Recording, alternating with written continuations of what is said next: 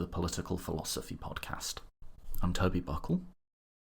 The conversation you're about to listen to is a conversation about the idea of equality throughout human history, and it's also a conversation reflecting on what it means and just what it's like to try and study an idea, a values concept, throughout the longue durée, throughout millennia in which people have talked and discussed and debated and often violently fought for different ideals of it.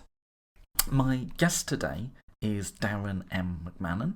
He's currently the David W. Little Class of 1944 Professor of History at Dartmouth College and the author of Happiness, a History and Divine Fury, a History of Genius, as well as writing regularly in a number of publications, and most recently Equality, the History of an Elusive Idea, which is what we discussed today.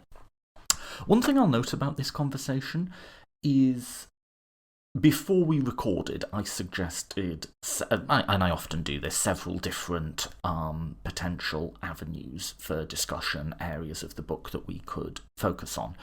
And one thing I mentioned is that I'd, as you may well know if you're a regular listener, put together a few years back an edited history of the idea of freedom.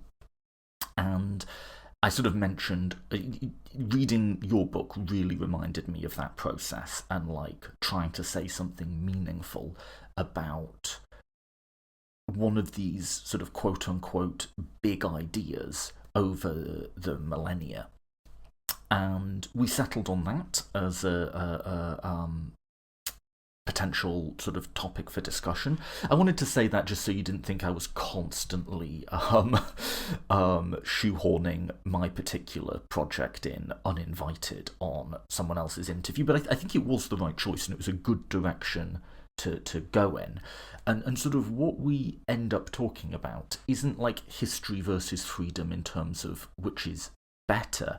It's history versus freedom in terms of what we've drawn from trying to summarise thousands of years of history in a way that's accessible for a reader, and our reflections and sort of philosophical musings, if you will, on having undergone that process, albeit in slightly different ways with different concepts and a single-authored book versus an edited volume.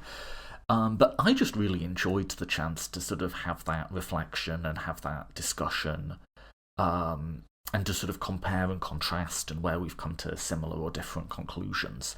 So yeah, I super enjoyed having this conversation.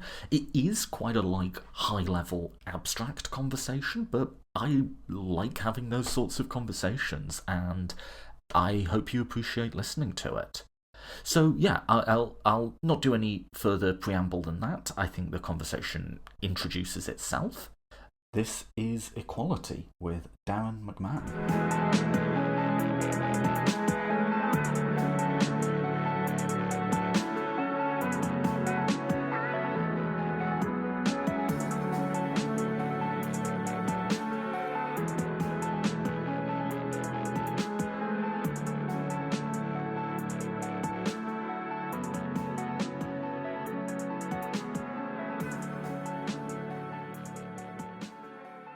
I am joined today by Professor Darrin McMahon. Darrin, thanks so much for joining me today.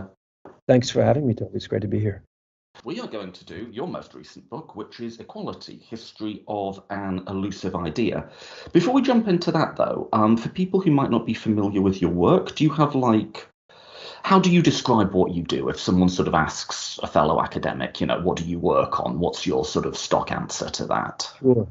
Well, I have different answers at different times of the day, I suppose. But I was trained as a historian of the 18th century, and my first book was about opposition to the Enlightenment. It was a book about the French counter-Enlightenment and the kind of origins of a conservative or right-wing reaction to Enlightenment and French revolutionary thought.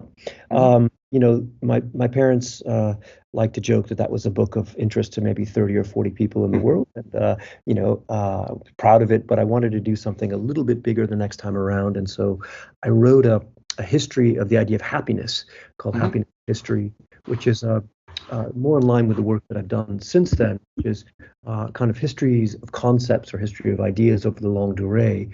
I wrote a history of happiness, I wrote a history of genius, and now this history of equality. And all those three ideas are concepts that really are sort of weaponized or actualized in the 18th century, long 18th century, but have long backstories and long afterlives. So happiness, genius, equality all really come to the fore in the 18th century, but grow out of much deeper soil and are still, at least I hope, relevant today. So those are the kind of books that I've been doing, histories of ideas over the longue durée. Why equality? There's a lot of big political values you could focus on. What attracted to you to that as a project? Yeah, so my quick answer on this is that I kind of stumbled into it, and then that maybe is anticlimactic. But my last book on genius actually had a kind of theme of equality running through it, and that may sound um, strange, but actually equality emerges as the kind of foil for the cult of genius that emerges in the 18th and 19th century. And many of these people who are proponents of geniuses, sort of paying reverence to individual geniuses, see mass democracy and see equality as a threat that's, kind of watered down intelligence and flattening and leveling society. And so they constantly invoke equality as the danger that the genius will militate against. And I began thinking at the time I was working on that project that this would make another good subject that followed, as I said before, from this trilogy of genius and happiness of ideas that emerged in the 18th century. Equality is certainly that. And so I just sort of, innocently decided, well, this would be a good subject. Moreover, and for reasons that we might want to talk about, there's not a historiography of the intellectual history of equality in the way that there is of liberty, say. And so it struck me as an area that needed work. But I say I stumbled into it innocently because, I began writing this work, and then we had Brexit, we had the election of Donald Trump, we had the worldwide resurgence of populist right-wing movements around the world. We had Me Too, we had Black Lives Matter, and suddenly, I woke up one morning and thought, shit, I'm an old white guy. I'm writing this book about equality. What do I know about this subject? And it became more fraught than I had initially intended. Also more interesting, I think, and perhaps more vital. But yeah, that's the backstory on that one. One of the things I liked about the book is, while it's not intending to be a sort of encyclopedic, here is every single way equality has ever been used historically, it does give you a sense of just how varied the usages are. And it did remind me, I was saying earlier, I, a few years back, edited a volume on freedom, history, and contemporary usages. And I put in the introduction, and I couldn't really find a better way to say it, that there is no definition that will satisfy all of the ways the word has actually been used historically, or even in contemporary societies. There's not even a formula. Like with liberty, there's various attempts, like X agent is constrained by Y towards Z goal. And that works for some definitions of liberty well, it works for others less well. Do you think the same is true of equality, that you might have a conception that you prefer over others, you might have good reasons to prefer it, but in terms of how it is actually used, there's almost no single point you can draw through all of the definitions? I think that's absolutely right. I like to tell the anecdote when I was working on this happiness book. After the book came out, I got a call from the Associated Press, and they wanted to do an interview. And of course, I was really pleased about this good coverage. And this guy came around to my office, and he started the question. He was saying, okay, you've written this book on history of happiness from the ancient world to the present. How do you define happiness? And I said, well, historians don't really come at these questions in the same way. And I quoted the famous Nietzsche line to the effect that, only that which has no history can be defined, that historical concepts change in a way that natural, ideas from the natural world don't. And he kept pressing me on it, and I kept saying, well, I can give you definitions for this period or that period or this culture or that period, but no overarching global one. And, he pushed me one more time, and I should have seen this coming because the story came out the next day, and it was, effectively the lead line was, historian writes history of happiness, can't define it. So, slightly at a disadvantage here, but no, you're absolutely right. And in fact, this is one of the crucial points about equality that I like to say, and my colleague in the UK, Teresa Bejan, who's writing what will be an important book on the history of equality right now herself, Teresa likes to say that equality is the last Whig idea, and this is a reference to the famous book by Herbert Butterfield, The Whig Idea, or Whig Interpretation of History. And it's kind of way of doing history where you look to the past for anticipations of the future, and you don't take the past seriously on its own terms, but you kind of tease out what makes sense and what is relevant to today. And I think that a lot of the history of equality and a lot of the kind of political theory of equality has been Whiggish in that respect. And it's sort of, taken a contemporary idea or notion and looked forward in the past. And one of the points that I wanted to make, strongly in this book is that equality, like freedom, has been used in all kinds of different ways, and many of which are not egalitarian at all. In fact, are just the opposite. I wanted to make that clear to people because I think there's a way in which many, and I would include myself in this camp, had come to think of equality in a kind of soft, gentle way as, something that's good and allied with justice and that we're working towards, and it's difficult, but yet we're moving in its direction and we'll get there eventually, and maybe hadn't wrestled with the complexity, the ambiguity, the difference of the term over time. One thing, I might just stay on the analogy with freedom for a bit. One thing that's really been impressed on me quite forcefully over the last 2, 3, 4 years doing freedom stuff is it's not just that freedom has a dark side, as it were. It's that, even that assumption of saying that it has a dark side assumes that this is a generally benevolent, good thing that's trending towards light and justice and hope in the world, but occasionally may be misused. Right. And it just isn't. We see it as a contradiction that most of the people who gave us most of our really block quotes on freedom owned slaves from the ancient world to America. They didn't see that as a contradiction. Really, once you get inside their heads, it isn't a contradiction. It's not incoherent. It's just not coherent with some of the foundational assumptions of a liberal view of freedom. And that was actually quite useful to me in understanding, say, for instance, modern far-right movements like white supremacy or so on. These are, in a sense, liberatory struggles. It's just the liberation they have in mind is a very non-liberal one. It's a freedom not just to control yourself, to control immaterial things. It's a freedom to control and dominate other people, put bluntly. And that was useful to me. So I would be interested in hearing you expand further on that, because I hadn't thought about it, I confess, much until I read your book. And then it's like, well, yes, of course. The other uses of equality, that if you simply have got your feet wet in social justice for a bit, you might not even have really considered that this can be very much on the other side of the aisle as well.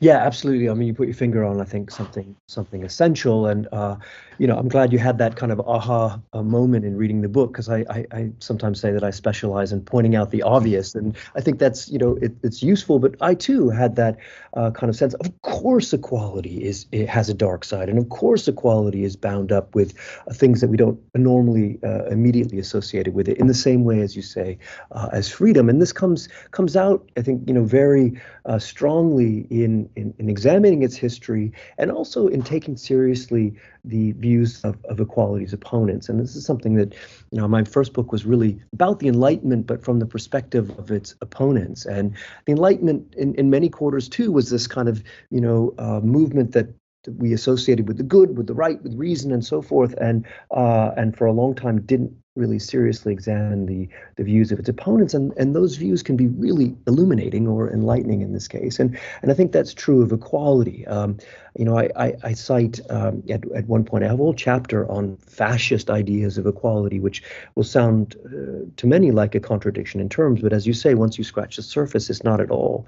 And one of those critics is a guy by the name of Hendrik de Man, or Henri de Man. He's a Belgian. Originally on the left, he's the head of the Belgian Labour Party, but then he becomes a kind of philo-Nazi and supports the Nazi occupation. But he writes a book in the 1920s called The Psychology of Socialism, which is an interesting book in all kinds of ways, and we could talk about it at greater length. But he has a line there where he says, the desire for equality and the desire for inequality aren't opposites. They go together.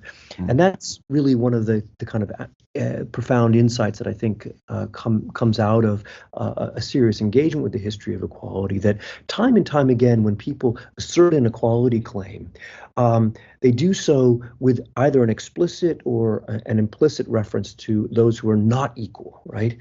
And so declaring equality forges a bond between an in-group that necessarily excludes an out-group.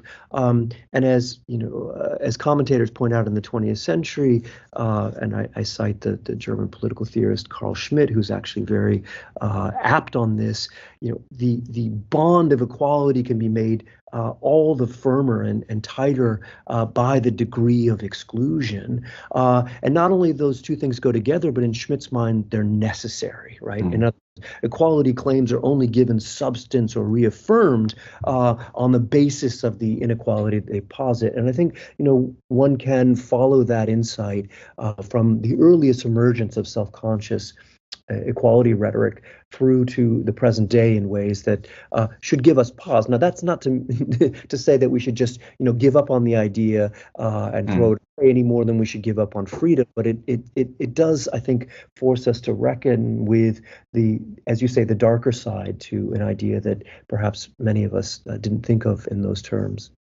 What's an example of that? Can you concretize that a little? Because, we both gave examples from history. What's perhaps one instance in which we should be given pause in contemporary politics? Sure. Well, we start with the obvious is that think of the Greeks, and the Greeks have notions of equality, all kinds of equality. They use this, terms, the root isos, when we get, isosceles triangle, legs of the same size, isagoria, the equal right to speak in the ecclesia, the assembly in Athens, isonomia, equality before the law, and you can go on from there. So all kinds of ideas of equality. But of course, for the Greeks, as we well know, and for the Athenians in particular, the equality of citizens applies first and foremost to males, and it applies first and foremost to free males. It doesn't apply to slaves, of which there was a massive population in ancient Athens. It doesn't apply to resident aliens, and it certainly doesn't apply to people in the polis down the road. So right from the very beginning, the idea sets up a kind of series of boundaries, and this, as I say, plays out over and over again. I like to make the point vis-a-vis the Americans in the 18th century. If you talk to Americans, they'll point to Jefferson's famous line in the Declaration of Independence that all men are created equal as a kind of revolutionary notion that admittedly wasn't lived up to its full potential. It wasn't universalized. There was some hypocrisy involved with its assertion, but nonetheless was a radical notion in its own century. And, as I point out at some length in the book, actually the idea that all men are created equal is a really old idea. It's a Stoic idea. It's inscribed in Roman law. I love to cite the 6th century Pope Gregory the Great, who says exactly this, omnis homines aequalis sunt, all men are equal, or all men are created equal, he later says. And that idea is predicated on the assumption that there are slaves in the world, and that just because people are created equal doesn't mean they should be equal or treated equal in the political or economic or social world. The idea goes hand in hand with an assumption of domination. And that's true, of course, for the American founding fathers, right? Equality for whom? Well, for not for the indigenous and not for the enslaved and not for whole other categories of people. And we can go on and on. I mean, during the French Revolution, I have a chapter on the French Revolution. This becomes very clear with the guillotine, which is a central symbol for equality, and not just for its enemies, but for the Jacobins and people who are embracing a notion of equality, because you've got to cut away those who will pervert an equal world, or those who deny an equal world, aristocrats, those who claim to be better than others, level them down to size. It's true later of the Soviets and so on and so forth. So really, this is a through line. And as I was, alluding to earlier, you get people pointing this out. So Carl Schmitt is, again, he's very insightful when he calls liberal democracies to account, for their specious claims of universal equality in the 20th century. And he says, that's just bullshit, frankly. He says, all real democracies are predicated on the idea that not only are equals equal, but unequals are unequal. And those two things go hand in hand. And he points out many of these same examples in a very damning way. Now, what does he do with that? Well, he makes the awful move to say, okay, let's just own that and embrace it outright. Only some of us are equal. Those are, from the Volksgemeinschaft, we are the true Aryans, and everyone else is unequal. And we will predicate inequality on the basis of that domination of others. And that's the kind of insight of fascist notions of equality, which are, as I say, quite widespread. It's, I could draw any number of analogies there to sort of the history of freedom and how we sort of anachronistically look back on. I'll pick just one, which is, I think, the ancients and really up to like the early moderns were perfectly aware of that they did not experience these things as contradictions. I'll give just one example, which is Rousseau asks, can we have freedom without slavery? Not can we have freedom with slavery, can we have freedom without slavery? And his answer is, I'm not sure. Like to him, freedom not only is compatible with slavery, it would seem to necessitate it in his head. And that would be something that I think a lot of Athenians and Romans and maybe some American founders would have echoed. Like, the two go together. I guess then, so I'm very comfortable with the idea of what you might call essential contestability, sort of a nerdy way of saying words have lots of different meanings. And that just sort of has been ingrained in me for a while and makes sense. I find that when you talk this way, though, when you say these particularly big overarching political values have quite a lot of different meanings, people are instinctively uncomfortable with it and instinctively want to sort of push back against it. And I think there's a few sort of reasons for that. One is we just like to have certainty, and you're telling me we don't. I think another is it seems to imply a sort of strong moral relativism, which I don't think it necessarily does. And a third is I think we want the security of having guardrails, like freedom, justice, equality will always lead you in a good direction. And actually it can lead you in many different directions, and some of them are pretty dark. And I'm wondering if you've got that same reaction of people just not even really putting an argument, but coming at it from a point of view, but that can't quite be right, what you're saying here. Sure, or just the demand, as you say, for certainty, that like the AP reporter, asking me to give him a definition of happiness. No, I think that's right, and I do encounter that a lot. And look, I'm sympathetic to that pushback after a while, because it's all fine and well to say that ideas, as you say, have many contested meanings, but we have to have a kind of vocabulary.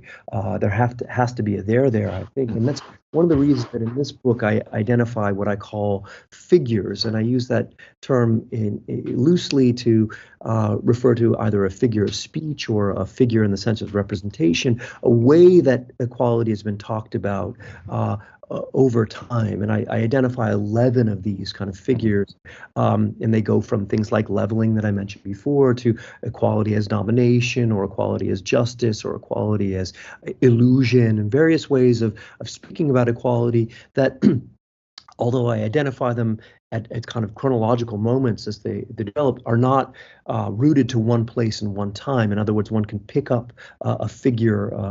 The ancient Romans talk about equality as leveling, for example, even though I only invoke that figure self-consciously at the time of the French Revolution. Justice has been on the table since the ancient Egyptians, and it's still there. And so these figures become, in my book at least, a kind of palimpsest where you can look down through them and see them emerge. And in some ways, they prefigure later ideas too. So that's a way of trying to contain an idea from becoming just everything, because I do think that there are through lines and there are points that people come back to and continue to engage with. So the way the language I was always given to communicate that thought was there's a concept and then there's conceptions of a concept. Yeah. A concept will be vast and amorphous. The conceptions can be quite specific. And what political ideologies, belief systems do is to decontest. They take concepts and turn them into conceptions. Liberty is individual choice, says liberalism. No, it isn't. Liberty is overthrowing the chains of the capitalist system, says socialism, so on and so forth. Yeah, I think that's a really good way to put it, and it allows me to sort of make a caveat here. And the title of the book is "Equality: The History of an Elusive Idea."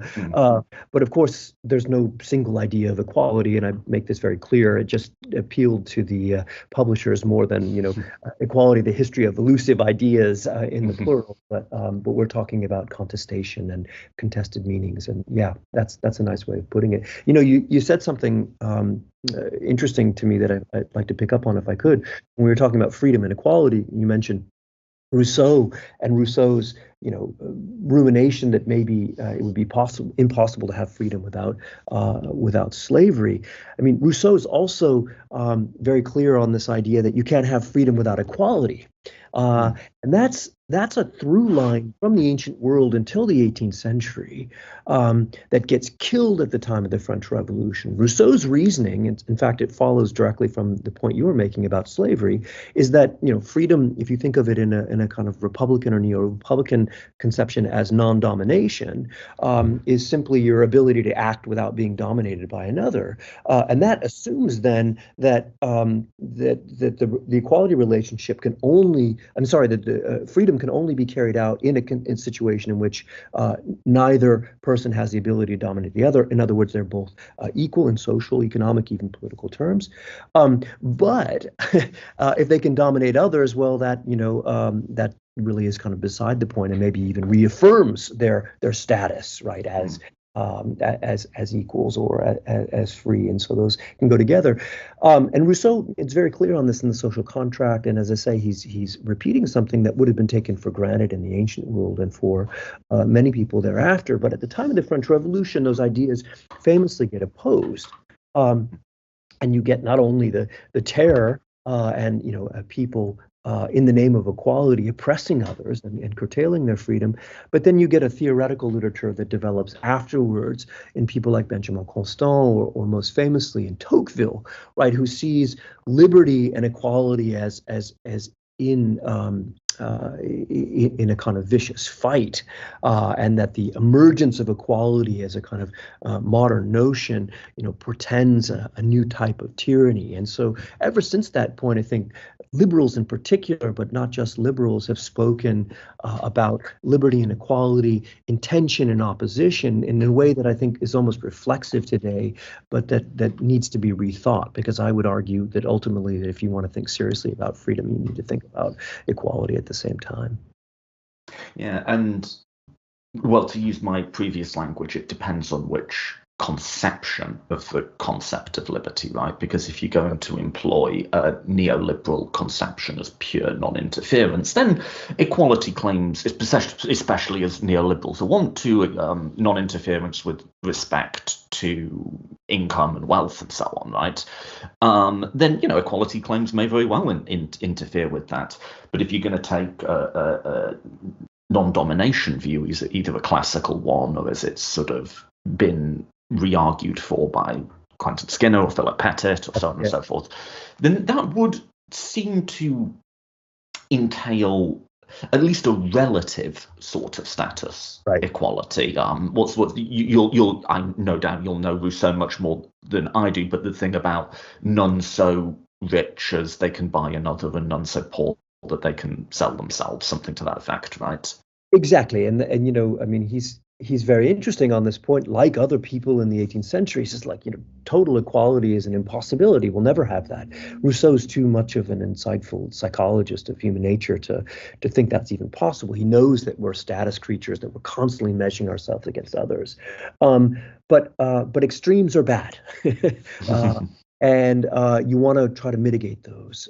And in that context of relative equality, then we can talk about a more meaningful freedom. Seeing as we've made the link between equality and sort of non-domination conception of freedom, one thing I like about that conception, or one thing that conception can bring to the fore, which if we were to contrast it with, say, a neoliberal conception, very much downplays this, is there can be a tendency to think about our overarching political ideas as merely a sort of set of abstract criteria. So rules, is a society just? Well, you've got little principles here and you apply them, right? One thing that Philip Pettit, for instance, talks about with freedom as non-domination is freedom as a lived, felt experience. Freedom as the ability to sort of look someone in the eye without fear or favor, to walk tall, to engage with other people with a certain level of confidence and robustness. And you might be personally timid, but the society and the social structures aren't forcing timidity upon you. Milton talks about that, and that sort of has a long tradition. I'd be interested to hear you talk, because you obviously wrote a book on happiness as well, right? I'd be interested to hear you talk about how you see there being a sort of lived, felt experience side to equality, because a lot of the ways we talk about, say, justice today can be very formalized, I find, and take out the sort of like, these things are not just facts, they're also feelings, if that makes sense. It makes perfect sense what you said, and I'm glad you drew attention to it, because I think this is really important. Equality is a passion, and people speak about it in these terms from very early on. I cite a famous line by Plato that equality promotes amity or friendship. It creates kind of effective ties between people and in group. But Aristotle points out that equality is also the source of faction, right? And it's sort of equality claims between some in one group then can lead to faction. You see this play out time and time again. Montesquieu in the 18th century describes, the love of equality as the essential thing of republics, and he says it's a feeling. And absolutely, I mean, equality gets lived and acted out in these ways that are really palpable. I mentioned Teresa Bejan before. She's written a wonderful article on paying hat honor in the 17th century. In other words, tipping your hat to your social betters, right? This is expected of people in the 18th century. And in the 17th century, she's writing about, and she points out that, radical Quakers and others start to deny hat honor at the time of the English Civil War because they don't want to have to bow and scrape before their betters. The French do the exact same thing in even more extreme terms. They abolish the vous, the kind of formal form of address, in favor of the informal tu. So just as everyone in revolutionary France is a citoyen or citoyenne, a citizen, like a comrade, you only speak to them in the tu, because you don't want to acknowledge that anyone's better socially than others. You get rid of titles. You get rid of formal forms of address. You get rid of clothes that are signifiers for your social status.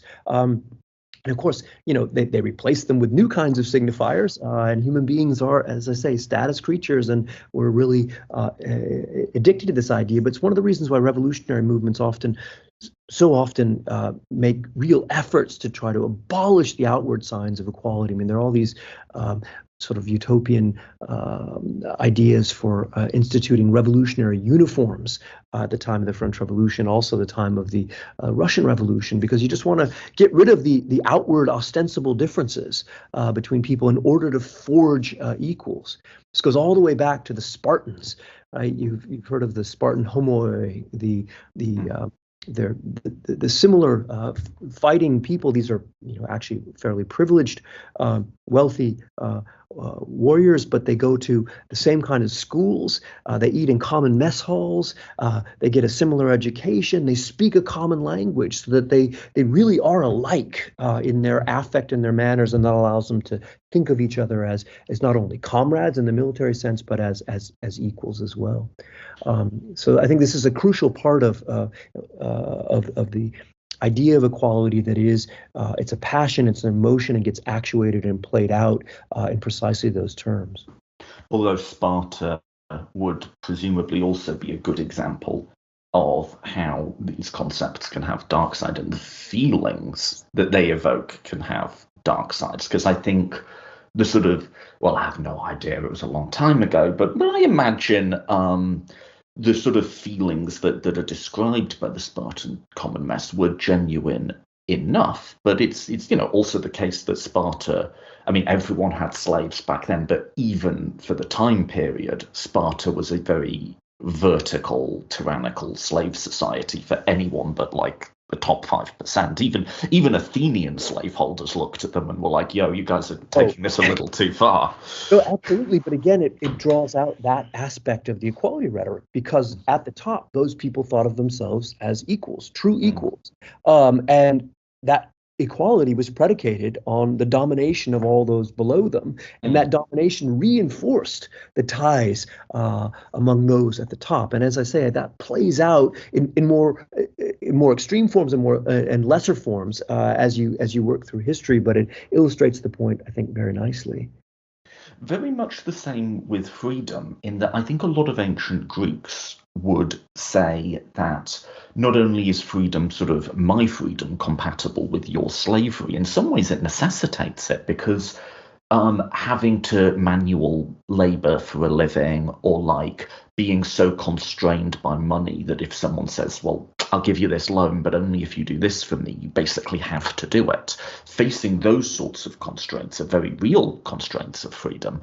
And the only way they could conceptualize removing of them, pre-industrial revolution and all of that, was an underclass of enslaved persons who, did the stuff so that they didn't have to manual labor or have that sort of fiscal or even sort of survival insecurity. We have to have slaves. And so, yeah, just to sort of provide another parallel to the points we've both been making.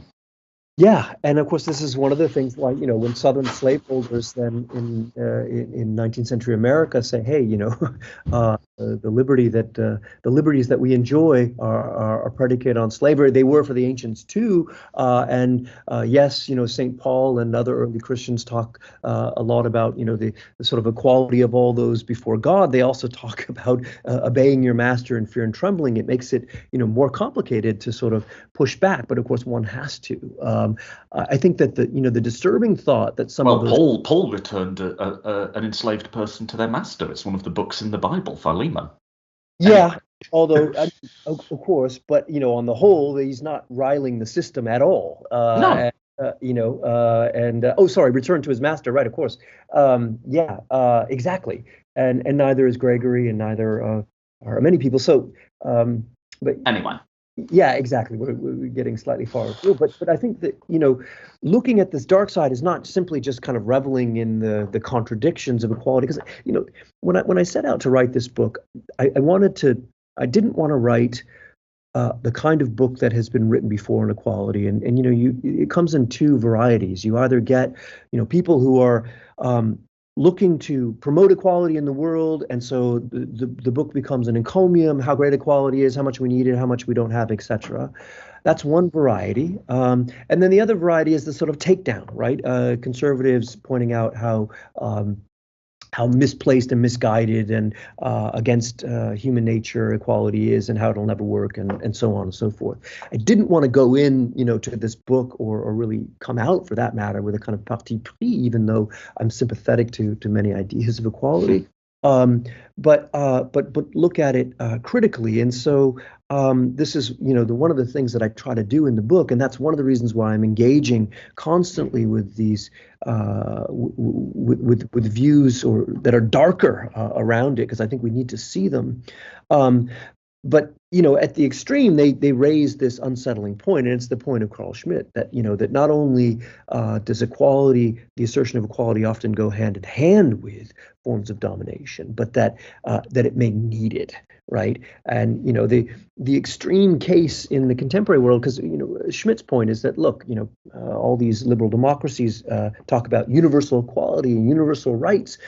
That's really kind of meaningless. It has no substance, right? No kind of concrete political gain. You can say everyone's equal on the planet, but everyone clearly is not, and only some people live in the global north, and only some people have actual rights that are defended by legal systems and governments, and so on and so forth.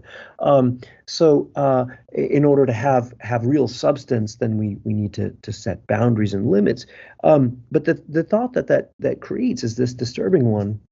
And the example that I give when people push back on this is that, well, I think many people in the world today are comfortable saying that all human beings are equal, and that they should be treated equally, and have equal access and equal entitlements, and so on and so forth. But that very notion is, of course, predicated on the domination of non-human animals, as Peter Singer and others point out. That is really quite extreme, right? And we have no problem whatsoever saying, you cow will be my dinner, while we declare the equality of our species. And so that's, I think, an extreme example of the way in which even today notions of universal human equality are predicated, even when those on domination, which is at least implicit, if not explicit. So one question I've gotten, and I don't mean to make this sound like it's a stupid question, I don't think it is, but if you take someone who might very well have a lot of specialist learning in one area, but hasn't spent a lot of time with moral and political concepts, once you sort of pull them past the initial instinct that it must have a hard definition or it must arc towards justice, and you sort of cover, the sorts of ground that we've covered over the last half hour, is you'll sort of get this thought, and it's a half-formed thought, but I don't think it's a totally errant one.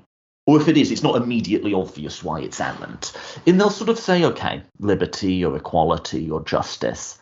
Okay, I see what you're saying. These clearly don't have stable definitions, nor could I even see how they could. They have individual conceptions, but those conceptions are always going to be in competition, and one might win out in a blah blah blah, right? And then they'll sort of say, okay, but if the overarching concept is this big and this amorphous, and it can mean, really, when you get down to it, it can mean basically anything, including why do we need them? What?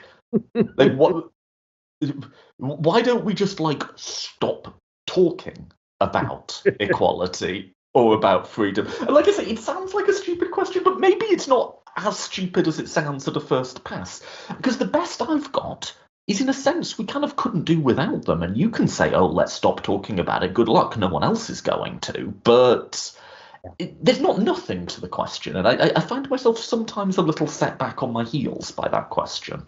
Yeah, I'm sort of scrambling mentally right now as you say this to think, shit, what am I going to say? But no, I think that insight is right, and I guess the way I'd come at it would be to say that all these big concepts, liberty, justice, equality, evoke. And we'll go back to feeling in this sense, evoke sense, a yearning for something more, right? And everyone has felt this kind of sense of injustice when you're treated unfairly, and something bridles and rises up against you, and this yearning for freedom if you're under the yoke of another, or under the yoke of an oppressive system. People have felt, that fairness is right and good, right? And I mean, the people who study the emotions and their connections to ideas point out how many of these ideas and abstract concepts are rooted in very kind of fundamental emotional, passionate reactions, and I think that's part of it. These ideas, as abstract and as multivalent as they necessarily are, nonetheless evoke something quite concrete in us, right? And a yearning for something more that's all the more palpable when we don't have it right in front of us. I think the other this strays slightly from the immediate point, but I think it's important that, as you say,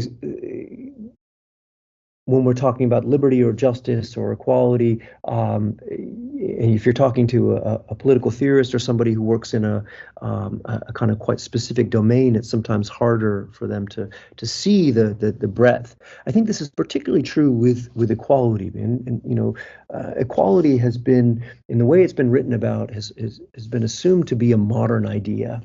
So Pierre Rosanvallon, who's a great French historian, political theorist, talks about the invention of equality in the 18th century, and it's a through line in the literature. And there's no question that something interesting happens to equality in the 18th century. It gets inflected and it gets actualized, and that's all fine and well. But that doesn't happen ex nihilo, right? There is this long, several thousand year history of reflection on equality that doesn't look like our equality today, but that doesn't mean that it isn't important. And concepts aren't just birthed into the world without past. They're rooted in those pasts, and those pasts inflect the way they're received, the way they're understood, the way they're used. And that's a major point of this book, to show how this older history of thinking about equality then constrains and limits to some degree the emergence of modern equality in the 18th century. And that, to me, is a kind of crucial insight, and it's analogous to the insight that's been brought, as you well know, to the history of liberty and freedom in the last several decades. Well, the thing is, and I'm just sort of building off this, I didn't consider asking this. The thing is, though, with freedom has ancient roots, no doubt. But I'm wondering if you have a sense of how Western versus non-Western, the ways we think about equality are. And I use the word Western with vague scare quotes and all the qualifiers that normally go with that, but still. Yeah. Because the thing with freedom is freedom exists in an antithesis to slavery, and not every, but every continent, every age in history has had slavery. However, for most people, most of the time, until you get to Greece and Rome, generally non-slavery freedom isn't a positive social value. It's to us, is being not homeless good? Sure, but we never get up and say the point of our society is to be a non-homeless society, right? It's just a social marker, a legal status. It's not really a value. And it becomes a value which has many discordant meanings, some of them quite dark in the Western tradition. But when the West does the whole imperialism thing, the most common analogue we find to liberty in languages of, say, East Asia or so on, would be something like licentiousness or disorder. It's not Anarchy. something that yeah, exactly. It's not something that necessarily has a lot of currency outside the West. Now, a lot of people are really uncomfortable with that thought because it seems to entail a sort of Western superiority or Western triumphalism or even sort of ethnic chauvinism. But you can totally flip it, and as Orlando Patterson does, and say, not what's so special about the West that we value this thing, but what's so wrong with us that we have this weird idea in our heads when no one else seems to think it's a good idea. But all of which is a very long-winded sort of way of saying what's the analog there with equality? Because the way we talk about non-slavery is distinctively Western, or at least it was until Western colonization. Is there how would we think about equality? Sorry, in that light. Yeah, so this is a point that I address explicitly, and one of the points I back things way up. I mentioned the invention of equality in the 18th century before, but I think if you really want to talk about the invention of a self-conscious notion of equality, you have to go back to the first millennium BCE, to what Karl Jaspers famously called the axial age, right? This 3,000-year period before the modern era, which sees the more or less simultaneous emergence of the major religious traditions around the world.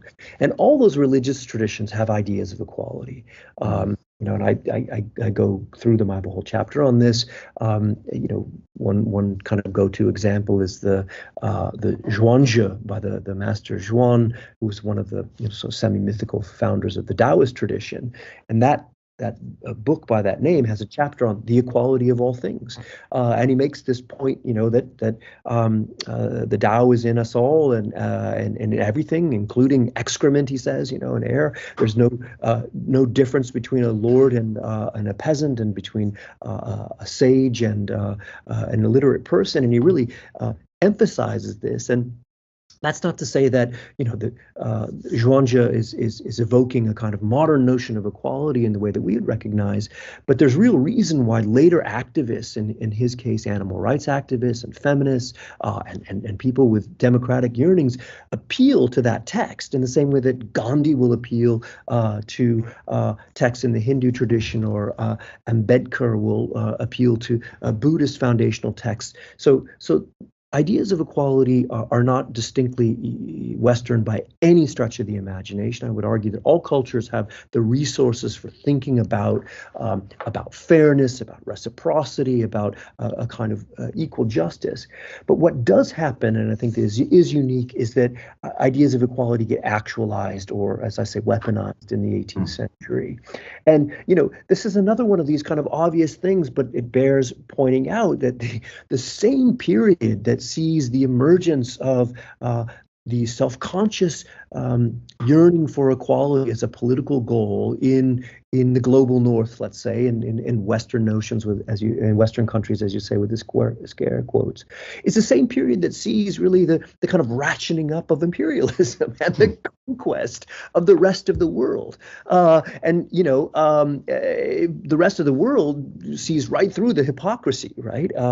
And begin to call that out. And so one of the things that happens in the 20th century, and I call this the kind of globalization of equality, is that you get indigenous actors drawing on indigenous traditions as well as some received Western ideas, and sort of reformulating them, and then weaponizing them again, and asserting equality against Western notions, and pointing out their false universalisms, and pointing out their blind spots and their exclusion. So that's a long-winded answer to your question, but it is to say that, yes, I think equality notions are universal, but something specific happens in the West in the 18th century, and I don't speak about that in a triumphalist way at all. I think just the opposite. I think equality emerges as a kind of justification for Western domination in ways that are really quite astonishing. I mean, one even more recent example of all this, I know you're interested in economic equality,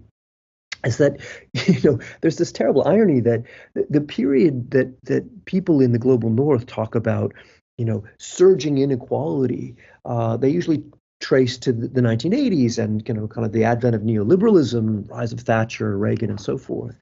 And it's true that the period from the beginning of the 1980s until relatively recently, until today, sees the resurgence of income and wealth inequalities in the global north in quite astounding ways after a period of compression, right? Roughly from the First World War to the 1970s. But what they often don't acknowledge is that that same period, the beginning of the 1980s, sees the beginning of the reduction in global inequality, right? That carried on quite strongly until relatively recently. And so, even the discourse of inequality and equality today and often predicated on this kind of blindness to the rest of the world, which is really quite astonishing.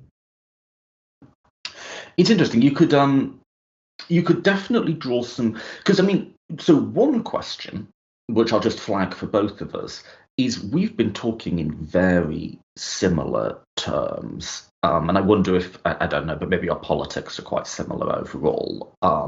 But someone said, okay, so what even is the difference? Does it matter if we have if our overarching value is freedom or equality or a bit of both, or does it matter what label we put on? That's another question, I think, that sounds stupid but perhaps isn't. The story you've just told, I won't do a full equivalent one for freedom because I would talk very, very long, but there are some discontinuities there. So like in the axial age, you do definitely. So the Old Testament is the one I know the best. I don't know the Eastern traditions as well. The Old Testament definitely has egalitarian moments in it. You have both inner and outer prophets doing the "don't you realize with your wealth and your so on, you're spitting in the face of God, and what he wants is justice for the widow and the stranger and the oppressed." They're very, very strong. And you also have a sort of kingly tradition and a priestly tradition within those texts as well.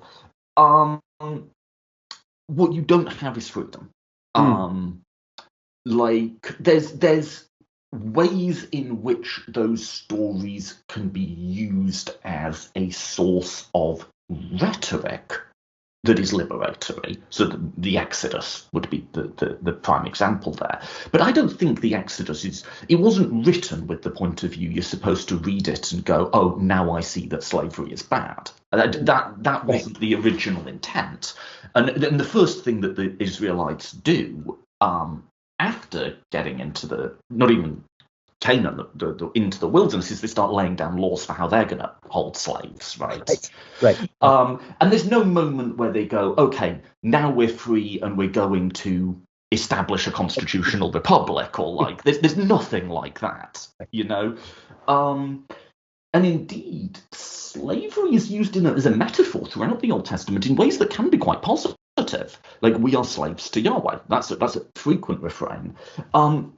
That will change by the New Testament. Paul, in particular, talks about the freedom in Christ in a way that he's clearly going beyond social, like legal status. He's talking about a lived, felt experience that has no analogue in the axial age.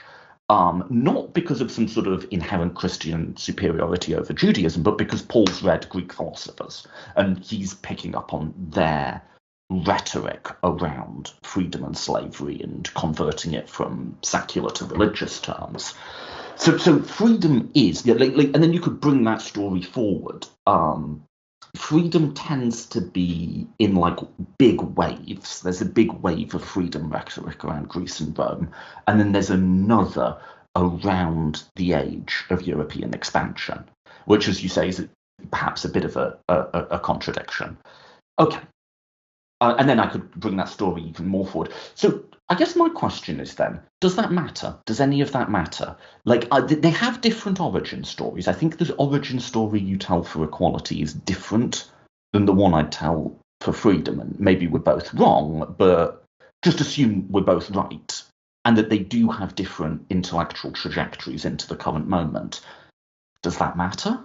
Should that change how we think about them? I think a lot of people would say no, and of course they would about history, full stop. That the Yeah. past doesn't matter, and we live in societies increasingly that don't care about the past. I mean, this is happening in history departments around the world. I joke that my own department at Dartmouth in the United States is becoming, this is only partially true, but there's truth to it. A department of modern studies. Inordinate numbers of people study the 20th century or even more recent times, and ancient history is just that, ancient history, which is to say it's not relevant or vital in a world which has a 6-month stock reporting, quarterly earning reports kind of view of the world. So some people would say no. I would, as a historian, say yes, meekly, I suppose. But I guess I would point out that, look, if you're interested in equality, you're interested in freedom, you're interested in actualizing that in the present, and so the present is, the most important theater, I suppose, for today. But all reform movements, social justice movements, have to take seriously their pasts and have to rethink their pasts. And I think that's something that people who have been in favor of equality haven't fully done, right? That we haven't really wrestled with the complexities and the difficulties and the uncertainties of this concept. And I think that's necessary. I think that's necessary work before moving forward. And I end the book on I guess a note of qualified optimism. I'm I think a pessimist by natural temperament, but I think of optimism as a virtue, and I think we humanists too easily kind of slip into a reflexive pessimism. Now, there's much in the world today to make you pessimistic, particularly about ideas of equality. But I end on this note, pointing out that human beings have been thinking about equality for several thousand years, and they don't seem to be able to let it go. And this goes back to, this idea, again, why do we need these concepts? Well, there's something about it, right? There's something about treating people equally, with fairness, with reciprocity, with justice, that is part of who we are. And actually, I argue this has evolutionary origins.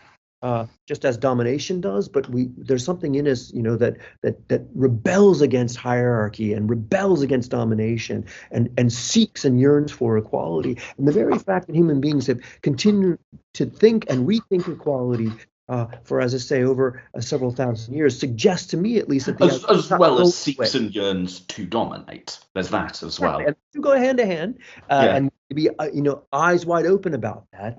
But it does suggest that that equality is not going away anytime soon, and that human beings are creative, and that we may well come up with ways to rethink the idea for the future. And that's part of the work I'm doing here, I suppose, is trying to flesh out the history so that it may be put to better uses going forward. And I think the time for that is ripe. I cite the British sociologist Mike Savage at the end of the book, and Savage talks about our current inequality paradigm, right? That we study inequality, we see inequality through the ages. We point it out. We have non-governmental organizations devoted to the study of inequality. We have Piketty and people pointing out the economic inequality in a way that is actually new and quite startling. I mean, for most of the 20th century, people didn't take seriously economic or wealth inequality. Economists didn't study it in either the communist tradition or the in the capitalist West. And so this is relatively recent, and it's important work to be sure, but it can be blinding because it focuses only on the inequalities, and we miss things when we do that, right? I mean, not all the data is bad when you look at the 20th century. If you look at, kind of notions of gender equality or racial equality, it's not only a pessimistic story, and it's not only a story of domination and oppression. And so, bringing some of that to light and thinking about equality and human beings yearning for equality as a presage for the future may be a useful thing to do. I mean, in one sense, the answer to the question is, why don't we all just stop talking about these values? Is sure, maybe we should, but we're not. It doesn't seem likely that we're going to Right. anytime soon. Right. I do really think there's with equality, as you say, and as you start the book with, we almost are in this inversion where all of our time is spent talking about inequality. And I think there could stand to be a narrative of the positives of equality on its own terms, of the types of goods that come online when you are in community with people of at least comparatively similar status and standing to yourself, and that often aren't available. I think a lot of the discontent and anger you see from the sort of far left at the moment isn't so much people who feel like they're on the very bottom of society. Sometimes, but it's often people like us who read too many books and stuff. It's people who find themselves in one moment having the ability to tell people what to do, and in another moment having to eat shit. And that discordance Yeah. is, I think, what generates a lot of the feeling that there's something profoundly wrong in the world. Yeah. No, I think you're absolutely right, and that this balancing act has to be pulled off. We're good at pointing out the sort of the destructiveness of inequality and the social and moral cost that it has, but we're not so good at pointing out the good things that come of equality, right? Or can come from it. And we need to do a better job of that, and sort of resuscitate how thinkers in the past have articulated these things for our own uses. Yeah, I thought for a while that actually optimism has a kind of bad rap on the left. And the time when bold progressive visions, full of courage and optimism about human capacity to change the world, that time seems long ago, and maybe we're ripe for a recovery. There's lots more to say, but there always is. Should we pause it there? Yeah, this was great fun, Toby, and hopefully to be continued.